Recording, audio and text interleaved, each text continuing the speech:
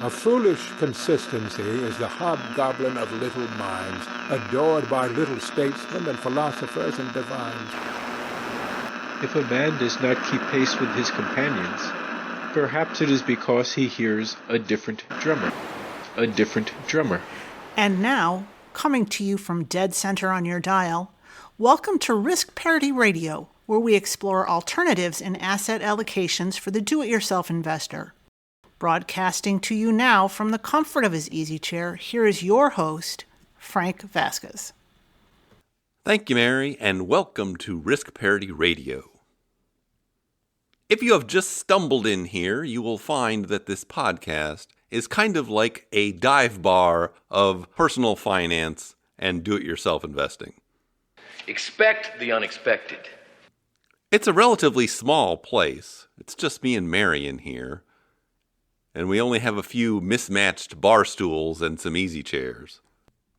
We have no sponsors, we have no guests, and we have no expansion plans. I don't think I'd like another job.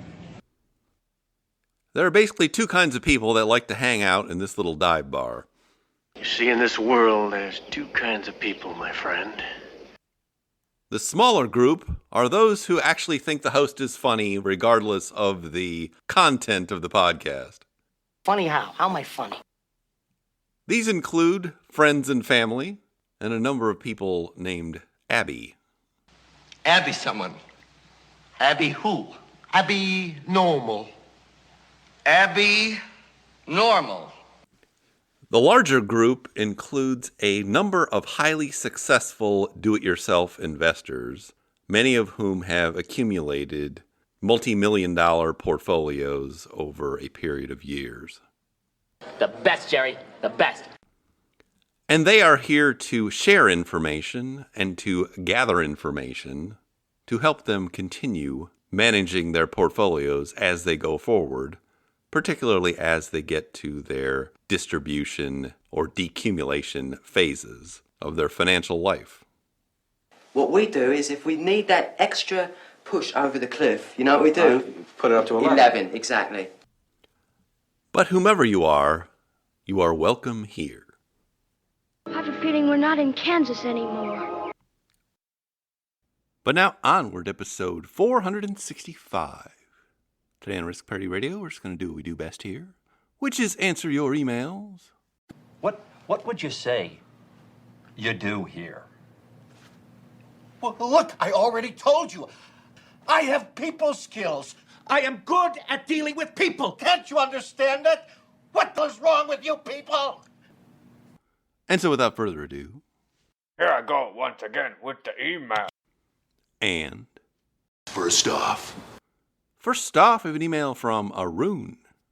no way. And Arun writes... Hello, Uncle Frank and Aunt Mary. Really enjoying how this podcast is shedding light on life in general. Loving it. Sweet.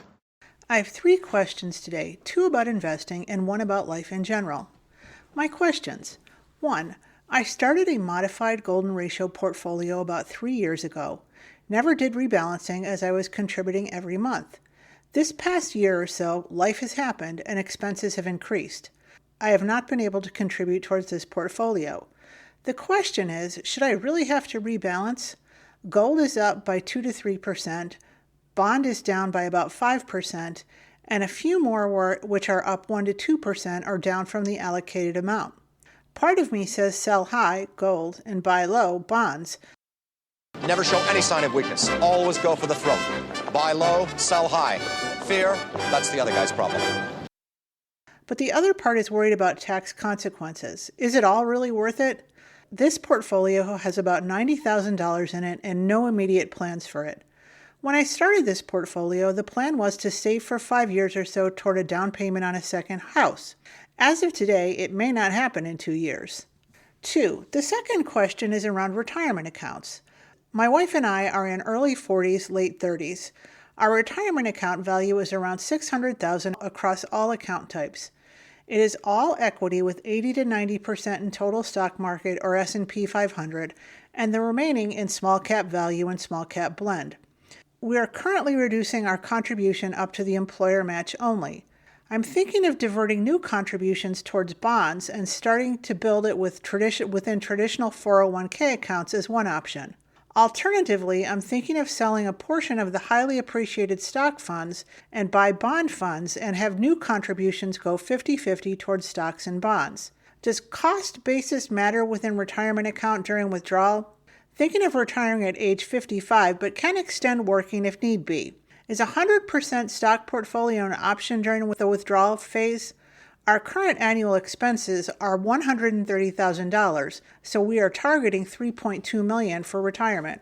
3. Lately, there's been more discussion on life after achieving financial independence. I wonder if you'd like to share your thoughts on those who are in the middle muddle, those aged between 35 and 45, with very young kids bringing in all sorts of viruses from daycare and personal life and tug-of-war middle management at work. Life seems really tough during this phase. I could have told you that. There's hardly 5 to 6 hours of sleep and endless to-do items. The question is, even though this seems to be peak earning years, can the career take a step back to focus on health and personal life? Work is challenging enough to keep engaged and interesting, and pay is good enough. It is time that is deficient. Common chores are already outsourced, and we have a nanny in the evening for a couple of hours to help. With all that help, having 2 boys, 3 and 5, is very, very tiring. Love them, but why don't they listen, especially the little one? George, what's wrong? Wrong, everything's wrong. You call this a happy family. Why do we have to have all these kids? My wife and I wonder what they will do when they are teenagers, in for one hell of a ride. I wonder if I am asking the right questions. I don't want my kids to remember that Dad worked late and on the weekends, and I also don't want to be in a position to not afford to meet their needs and wants. A real pickle. Thanks for all that you do, Arun. Have a hectic day? Oh, yeah, another big red letter day for the Baileys. Daddy, the Browns next door have a new car. You should see it. Oh, what's the matter with our car? Isn't it good enough for you? Yes, Daddy. Excuse me. Excuse me. Excuse you for what? I burped. Well, I'm glad you're enjoying the podcast, Arun, and I'm glad you have questions. Now, let's see if we can answer them. Okay, your first one, so just to orient everyone, what Arun is doing here is using a risk parity style portfolio as an intermediate accumulation portfolio.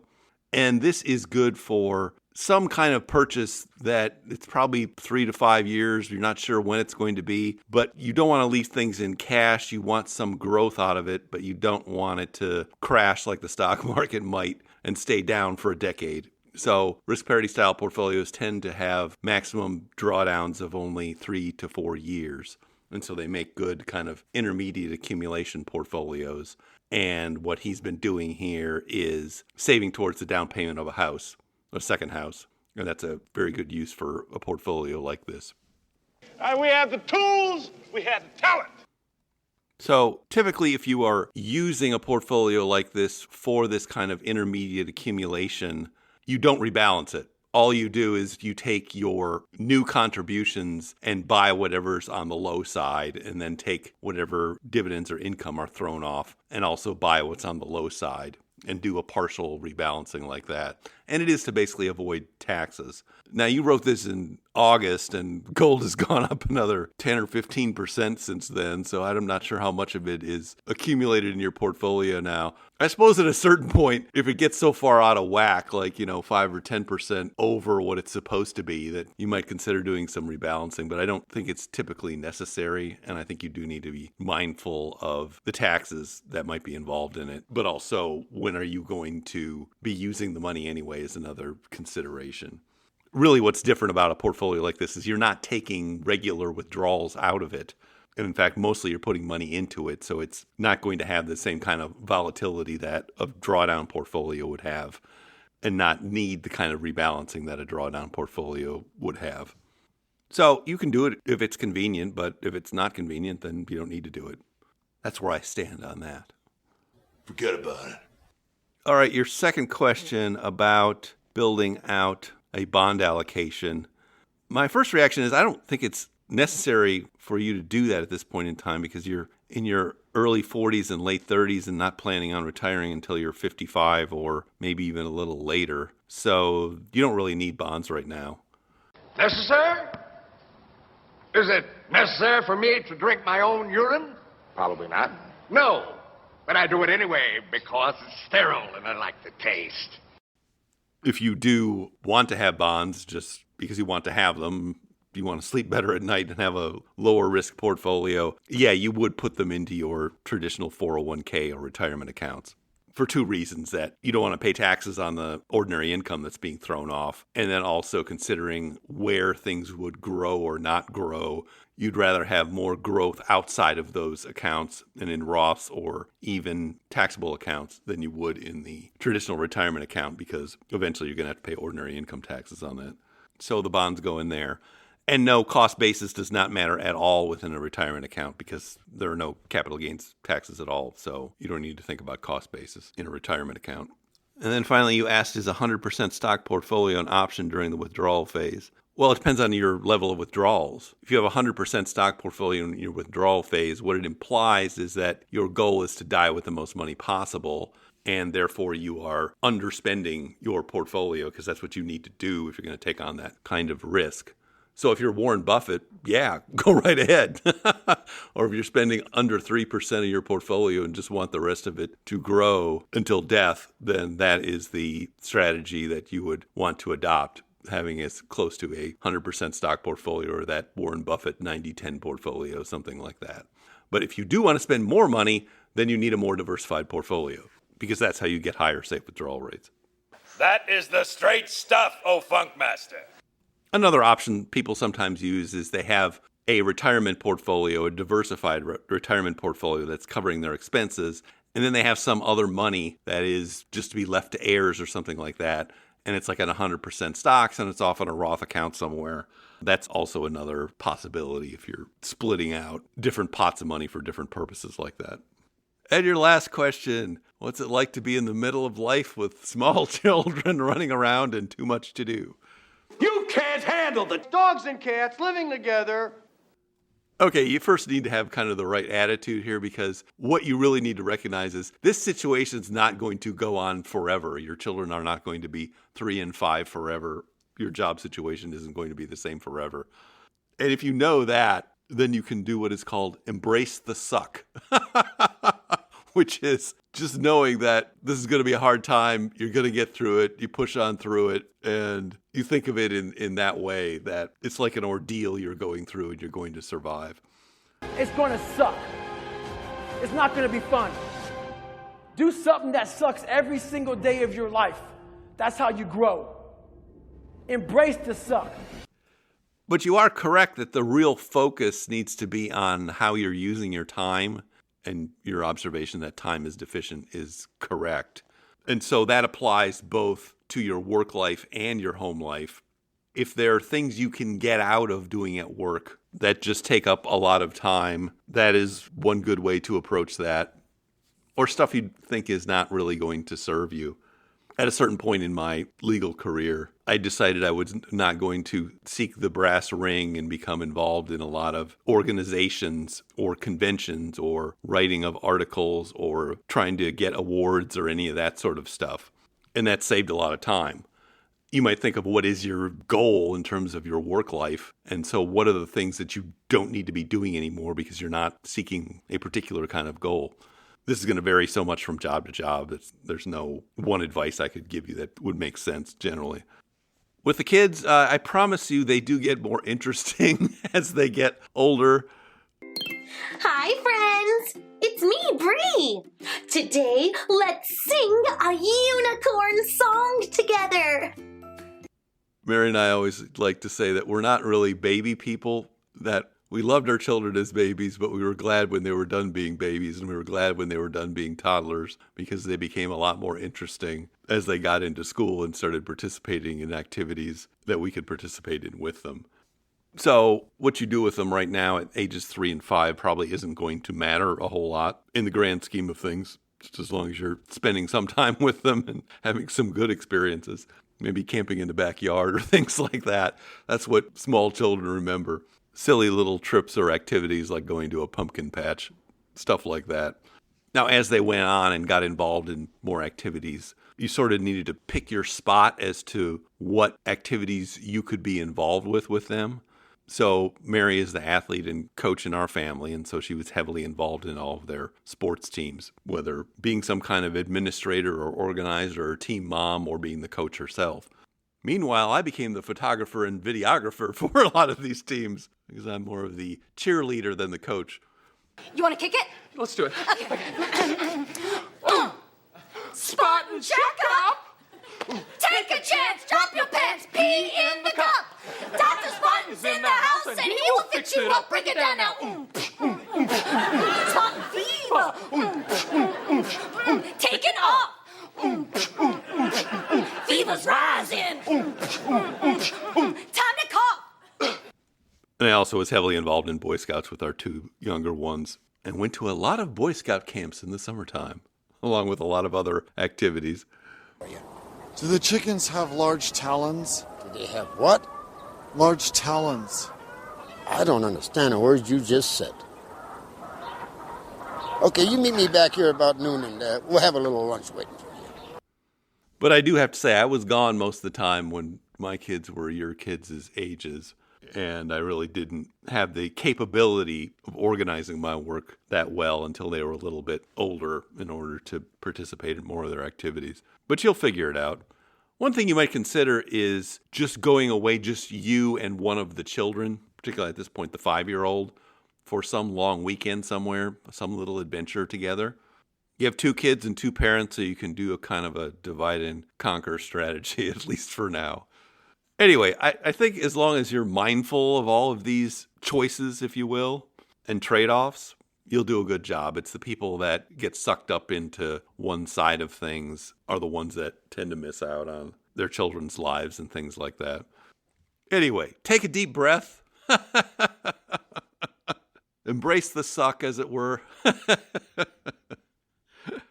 And hopefully that'll help a little bit. And thank you for your email. And the cat's in the cradle and the silver spoon. Little boy blue and the man on the moon. When you're coming home, Dad, I don't know when, but we'll get together then. You know we'll have a good time then.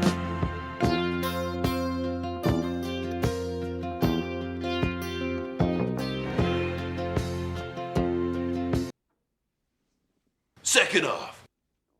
Second off, we have an email from Neil.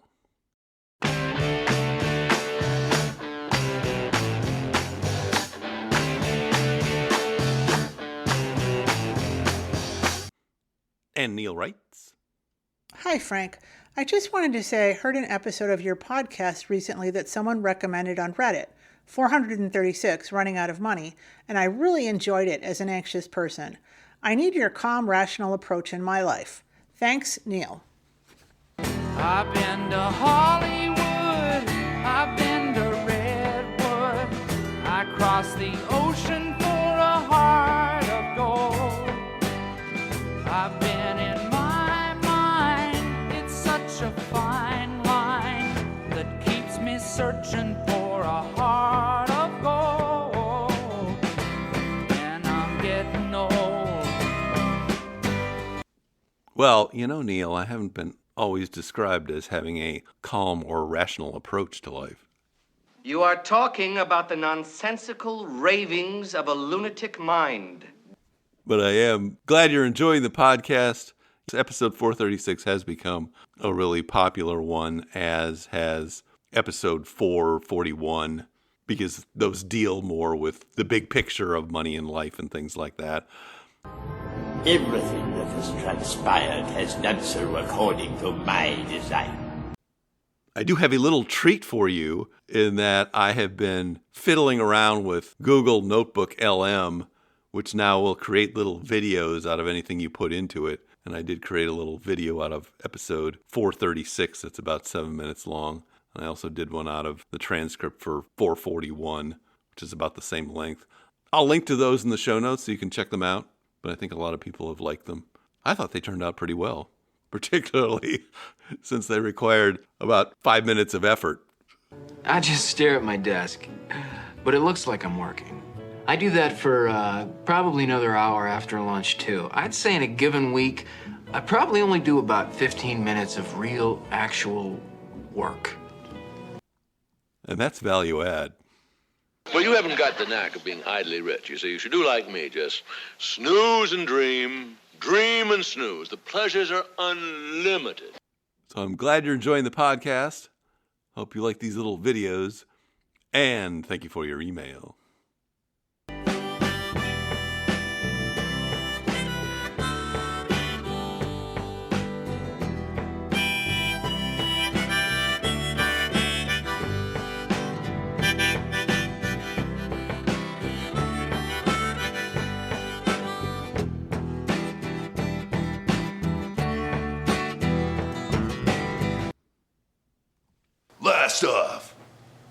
Last off, I have an email from Stephen.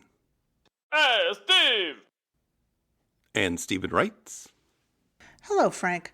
I first came across your Risk Parity Radio in episode 618 of the Afford Anything podcast. I started listening to your podcast 2 weeks ago and am up to episode 105. I retired at 59 in January of 2022. Hopefully, I will provide constructive criticism as I believe I have the ultimate risk parity portfolio. I have read all of Karsten's 60-plus Earn series.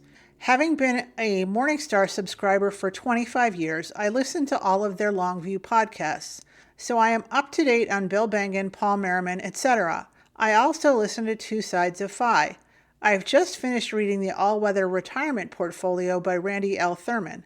No gold, no long-term treasuries, greater than 5% safe withdrawal rate. I hate TLT. I would like your opinion of Mr. Thurman's portfolio.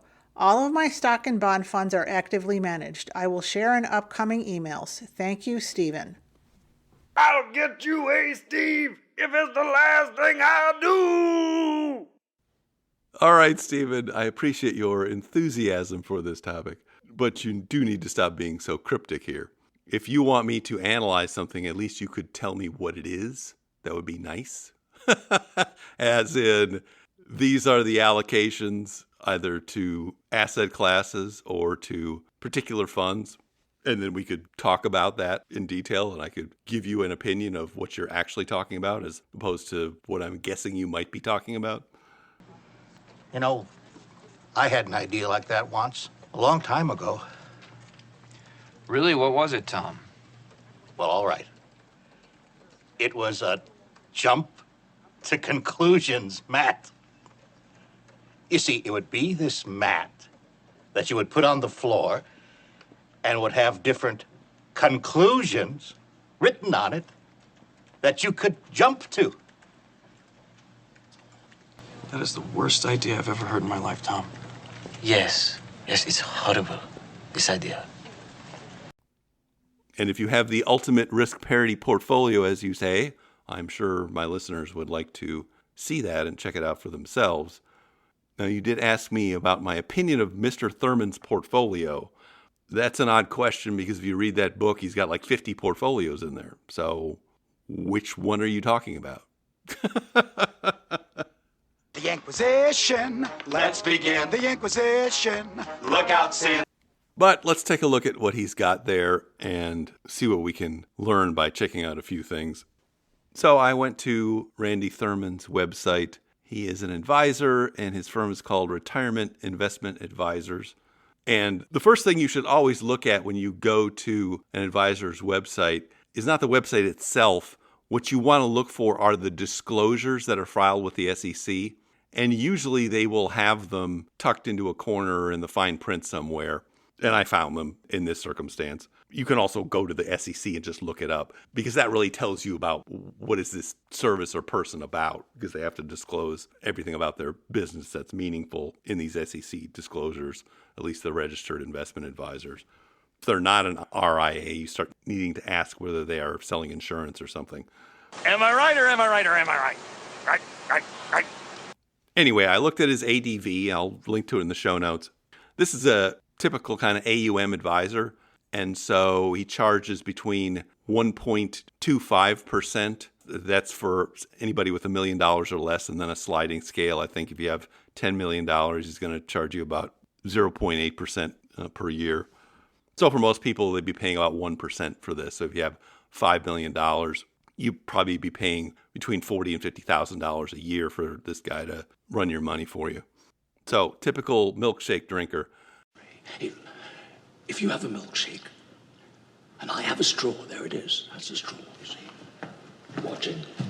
And my straw reaches across the room and starts to drink your milkshake. I drink your milkshake.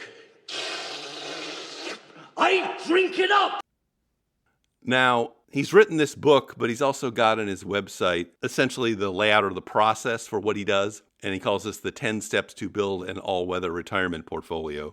Now, he probably shouldn't have called it an all-weather portfolio because that just inspires confusion, because everybody knows that the all-weather portfolio is something from the 1990s that Ray Dalio and Bridgewater came up with. And so if you're doing this 20 or 30 years later, pick another name. Anyway, he's got 10 steps in his process here. I'll just read them to you. Number 1, start with intermediate term corporate bonds. Number 2, diversify with stocks for a higher return. Number 3, diversify stocks internationally. Number 4, diversify with growth and value stocks. Number 5, diversify with small companies. Number 6, eliminate dead wood. Number 7, apply value tilt. Number 8, adjust the ratio of stocks and bonds. Number 9, optimize international stocks with emerging markets. And number 10, apply the 8-year rule. So to me, he's got a lot of good things here, but they're kind of overlapping and redundant in some perspectives, missing some things, and they're in the wrong order for sure. That you would not start building a retirement portfolio by taking out intermediate term corporate bond funds, because you've probably been accumulating in a bunch of stock funds or something like that. You may not even have any corporate bonds. So why would you erase your entire portfolio and go and buy some intermediate corporate bond fund?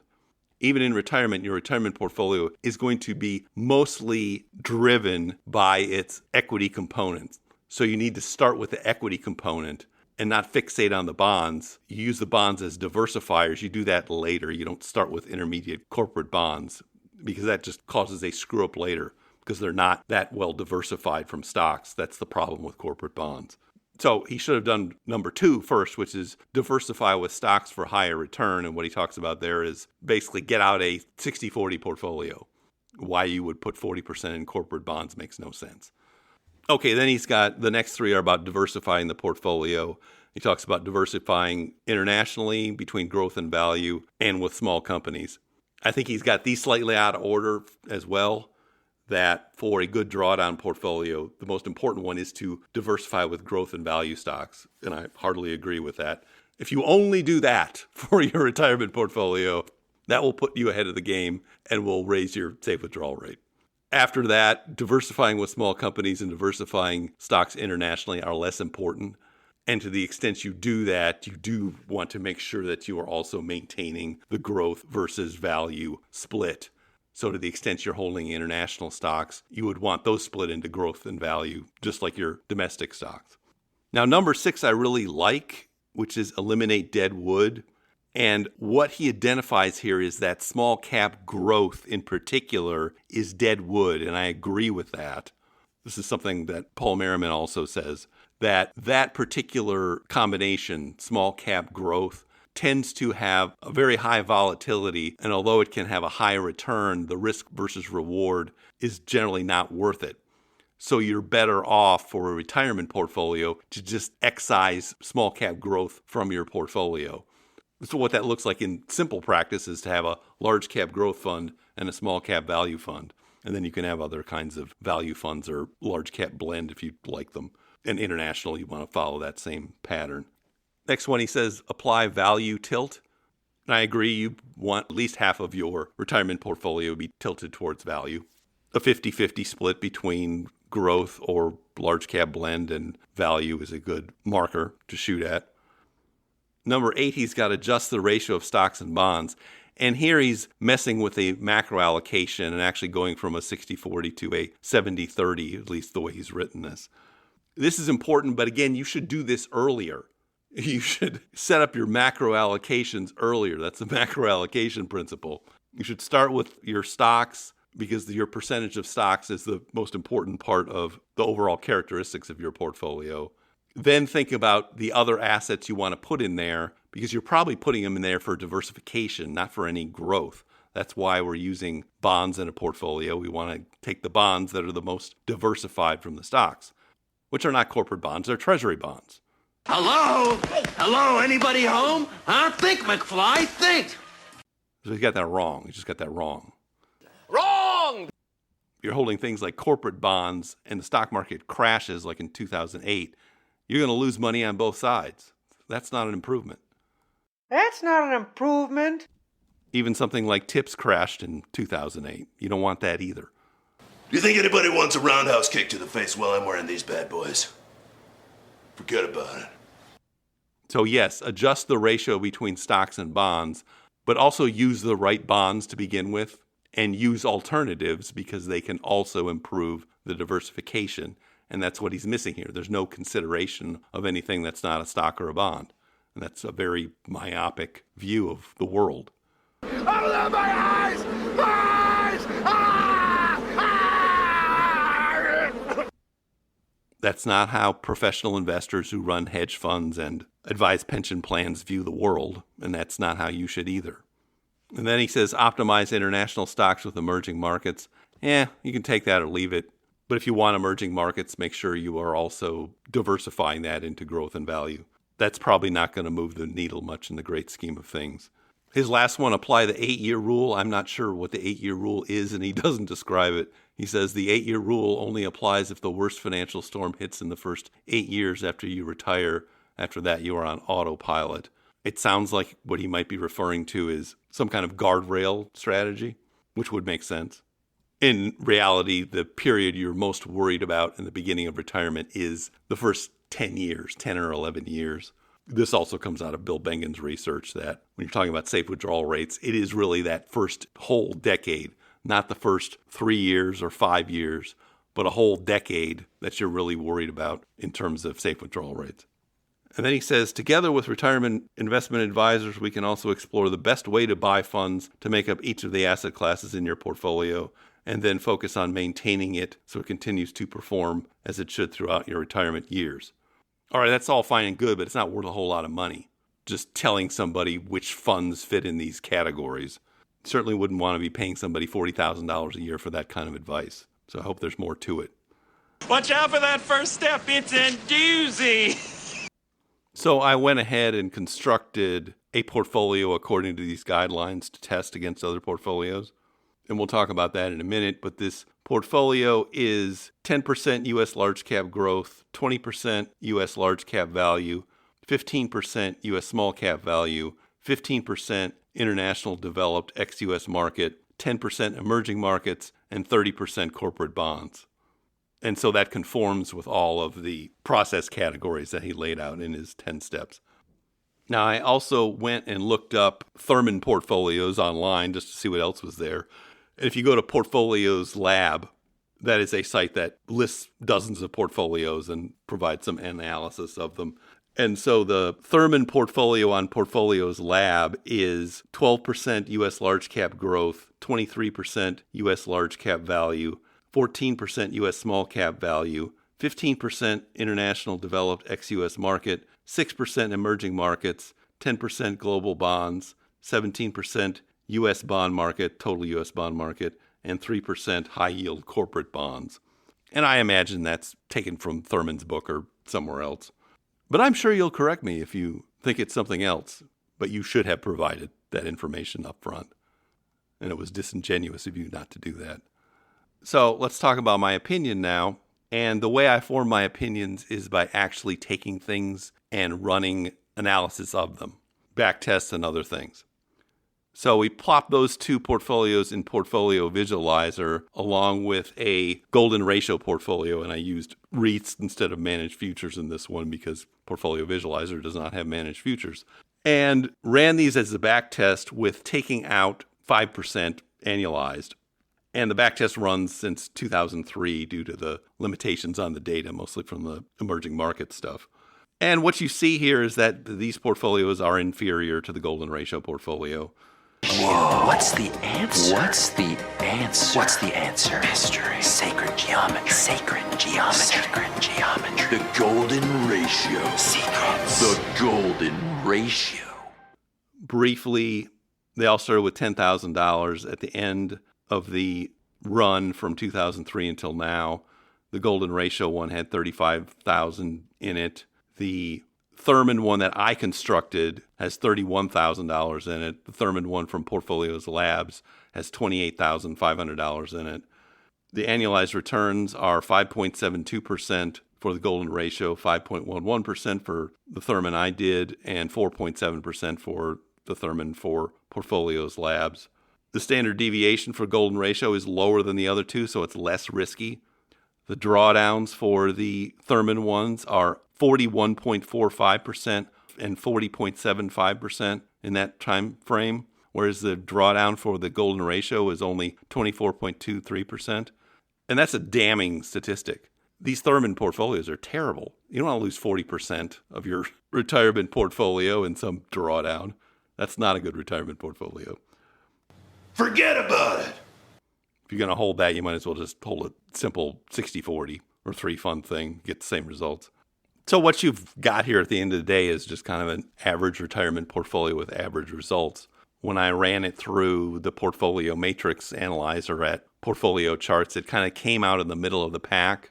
A similar portfolio had a safe withdrawal rate since 1970 of around 4.6 or 4.7, which makes sense because the diversification between growth and value is really the strength of this kind of portfolio. Where it falls down on the job is by using corporate bonds and emerging market bonds and international bonds, and then not having any other diversifiers besides that. So my overall opinion of this is that it's got some good features to it, but you can do a lot better with a simpler but more diversified portfolio. And I certainly would not be paying somebody $40,000 or $50,000 a year to create something like this. Not going to do it. Wouldn't be prudent at this juncture. Because then you have to subtract that fee from your safe withdrawal rate as well. What? It's gone. It's all gone. And you're down between 3 and 4 then. So that's not a very good solution for retirement. Fat, drunk, and stupid is no way to go through life, son. And I think what you're going to find, if you take one of his portfolios and you add 10 or 15% gold in it and change the bonds to intermediate or long-term treasury bonds, you're going to get better results across the board. You just tweak that part of the portfolio and you'll get better results with higher safe withdrawal rates. I would expect that would be something you would know, though, if you've read the entire safe withdrawal rate series at Early Retirement Now. You must have run into blog entry number 34, which is the analysis of gold that's showing that adding 10 to 15% in gold in a portfolio increases its safe withdrawal rate. So I don't know why you would not want gold if that's your goal. If you want to hear more about that, listen to episodes 12 and 40 of this podcast, because that analysis goes back 100 years. But getting back to your email, I think your problem is you're approaching this the wrong way. You're approaching these assets as if they were like sports teams that you root for. That's not how it works. That's not how any of this works. And so your objective is to exclude things you don't subjectively like. So when you say, I hate TLT, what I'm thinking in my mind is, well, I hate the Denver Broncos. Oh, thou canst shop in a sporting goods store, but knowest thou that the economy will take away thy Broncos cap from thine head? I'm a long-time Kansas City Chiefs fan, long-suffering before Patrick Mahomes showed up. And so I've always hated the Denver Broncos because they were always good and they were always winning, and the Kansas City Chiefs were not for many decades. But if I were investing in NFL teams like asset classes, would I exclude the Denver Broncos because I hate them? No, I wouldn't exclude them. They're still a valuable asset class, if you were, in that context. And that's really the way you should be thinking about these things. Assets are not like sports teams that you root for and you get all emotional about. They're more like screwdrivers. So stocks are like a flathead screwdriver and bonds are like a Phillips screwdriver. But sometimes you run into screws that are neither one of those things. They might have a hex head or they might have a star head. And you want the alternative screwdriver for that. Can we fix it? Yes, we can! These are just tools in a toolbox. You don't get emotional about, oh, I'm not going to use that star screwdriver. I'm just going to take these flatheads and monkey around with it and MacGyver it, and it'll be great. Look, it's MacGyver. Do you know how to pick locks? That's not an adult way of approaching this. Brush, brush, brush your rainbow hair. Make a sparkle poo. Bake, bake, bake cupcakes to share.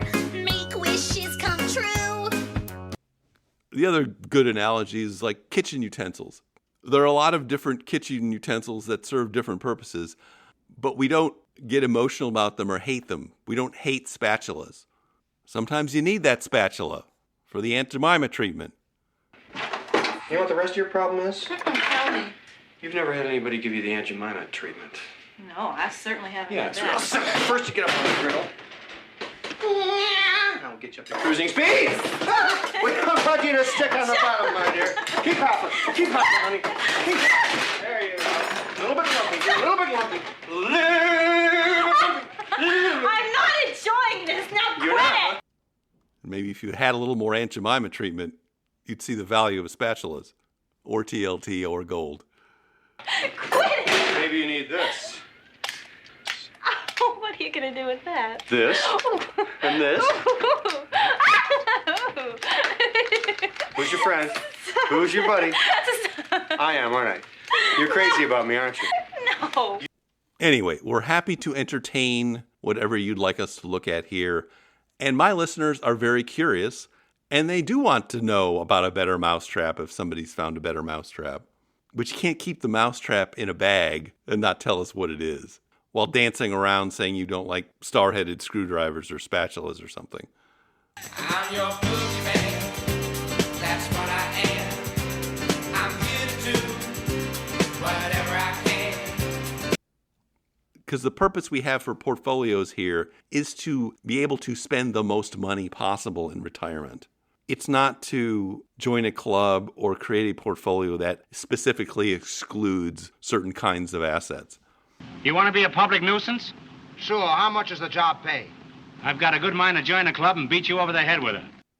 And if you get that, you will start looking at assets as just tools or kitchen utensils, if you will. Save the rooting for your favorite sports teams, not the assets in your portfolio. Big sack 95, yeah, Chris Jones. Hollywood Brown with the number 5 on. Okay. I got it from the town, OG like that. Burn-ins at the tailgate, what we snack on.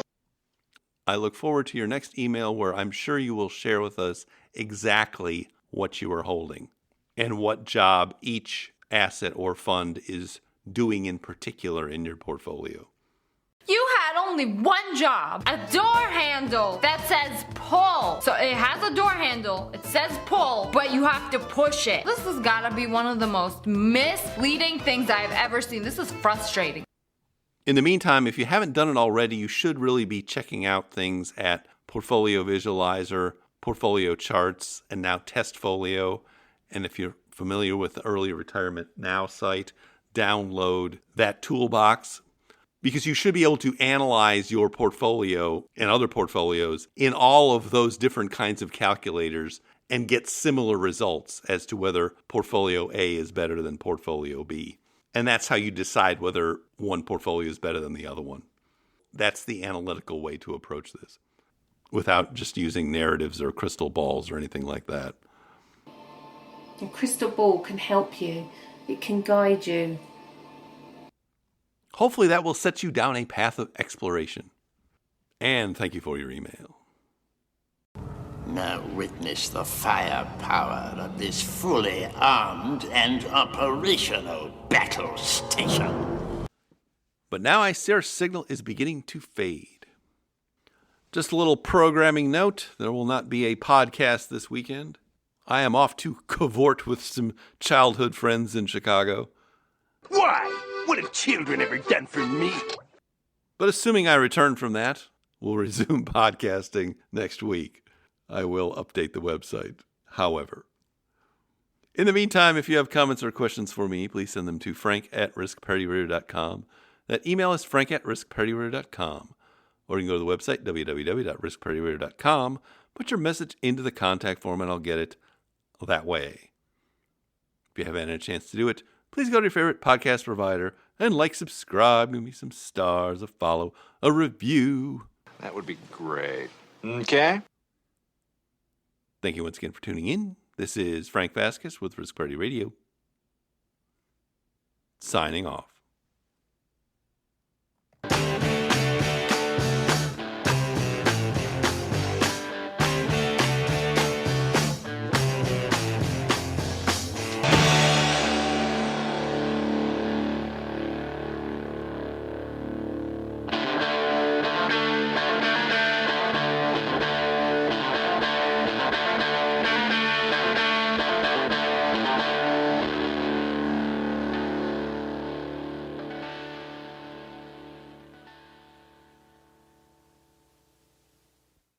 The Risk Parity Radio Show is hosted by Frank Vasquez.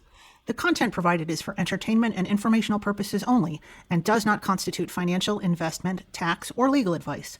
Please consult with your own advisors before taking any actions based on any information you have heard here, making sure to take into account your own personal circumstances.